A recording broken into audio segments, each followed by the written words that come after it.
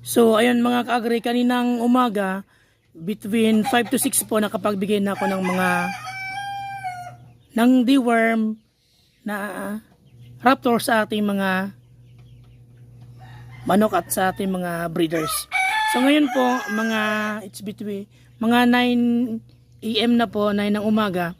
So ayun po magpapaligo ako ng mga breeders natin dito at yung mga 4 months old na bamboo line. So ito po yung gagamitin ko, another product of Battlecock Triple X po. So ito yung gagamitin ng pampaligo ngayon. So ito na po yung balding gagamitin. So ayun, Battlecock, baka naman.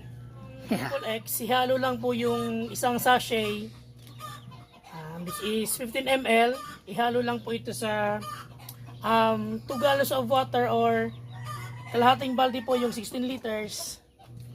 Ihalo lang po ito.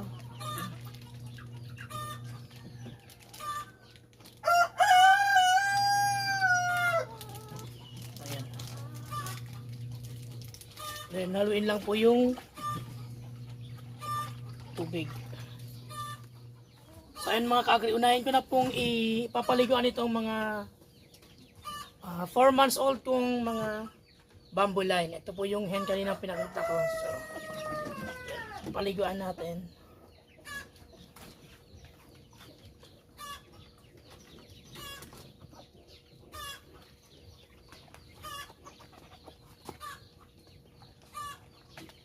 So siguro din lang po natin na bawat part nung katawan niya mababasa po nung Triple X shampoo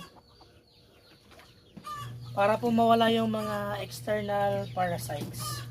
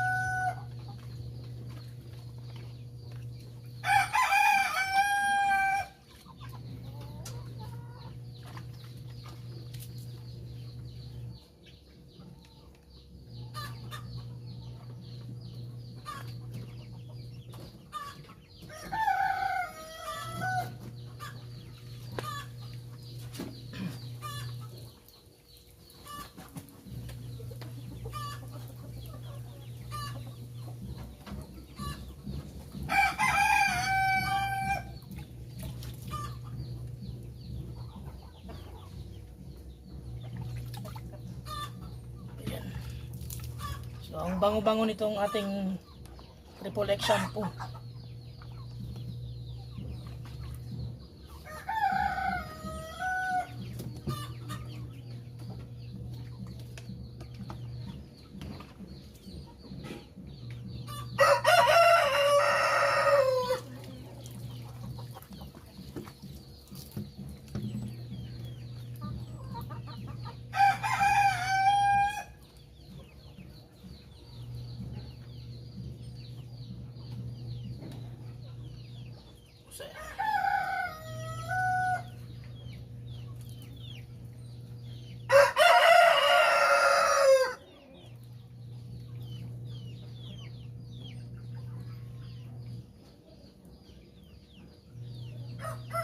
So ayun, hindi na po kailangang banlawan yung ating manok. So papatuyin na po natin yung Triple X shampoo sa balay po ng manok. So ito po ay molting. Pero yung napakaganda yung papa lang. Solid na solid. So ayun mga ka-agri, na paliguan ko na yung mga breeder natin dito sa taas. So ayan. Then ito yung bamboo line na hens. Then ito naman yung mga bamboo line na mga rooster. Ayan. So ayun mga ka-agri, dito naman po sa baba yung mga Rhode Island Red na mga breeders ko ay napaliguan ko na. So ayan.